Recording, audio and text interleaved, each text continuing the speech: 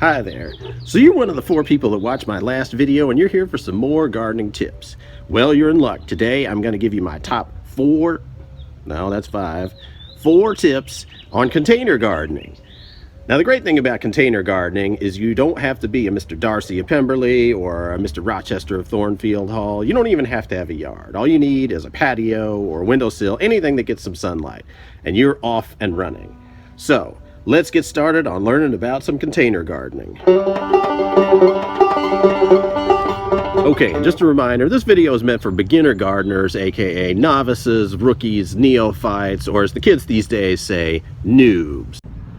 One of the awesome things about container gardening is you can use basically anything that will hold dirt and water to grow stuff in. You can use fancy pants store-bought pots, you can use old ratty pots you got lying around, you can use half-empty whiskey barrels that you used to transport moonshine across state lines a couple of months ago, and you can even use old 5-gallon buckets, as long as you weren't storing anything like toxic waste or something like that in them.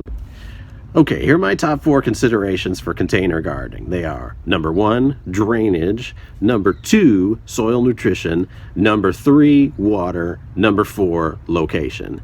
Now, if those sound a fair amount like the top 4 considerations I had for the other video, they are. Growing stuff is, after all, growing stuff.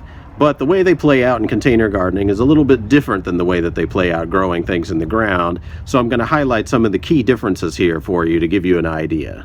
Okay, the first thing to talk about is drainage, and by that I mean a container that drains properly. If you plant vegetables in a container that doesn't drain, the only thing that you're going to produce is a cloud full of mosquitoes and maybe some West Nile virus. The plants will die. Now, fortunately, most store-bought containers and pots have drainage holes built into them, but not all of them do, so you need to check for that. Some of the ones, particularly the ones that are the sort of fake stone-looking ones, don't have drainage holes in them, and you need to drill drainage holes in them. Same for, say, our handy 5-gallon bucket here. These things will work great for containers, but as you can see, no drainage. So in order to make these usable, you need to drill some holes into the bottom of them, use a pretty good sized drill bit, and they'll drain out properly. Some people also like to put rocks at the very bottom of the container so that there's extra drainage down there. I personally don't do that. It makes the pots really heavy and hard to move around, but if you want to do that, that's fine. It will improve the drainage some as well. I don't think there's any real harm in it. Okay, consideration number 2 is soil nutrition. Most people will just dump a bag of potting soil into the pot, stick a plant in it, and let it go. And that'll work. Usually that's not a problem, but there are ways to make the soil better. The problem with most store-bought potting soil is it doesn't necessarily contain a lot of nutrition, even the stuff that claims to be fortified.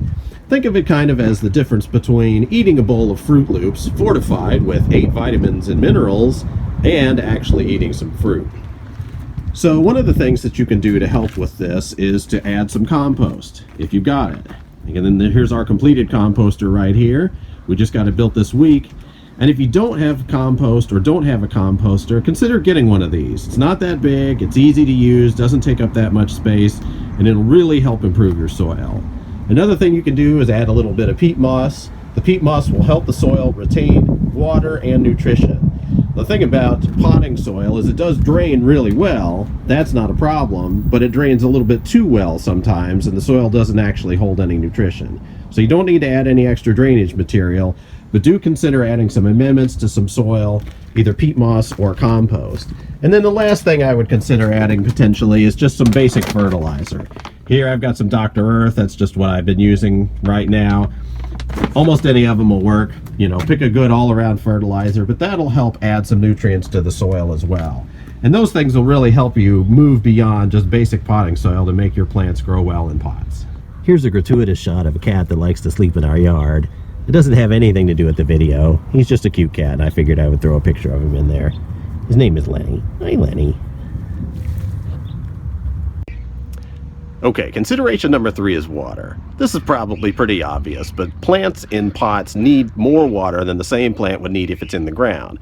That's because the pot will heat up faster, the water will drain out quicker, and there's less place for it to go. It won't hold water as well as the ground will.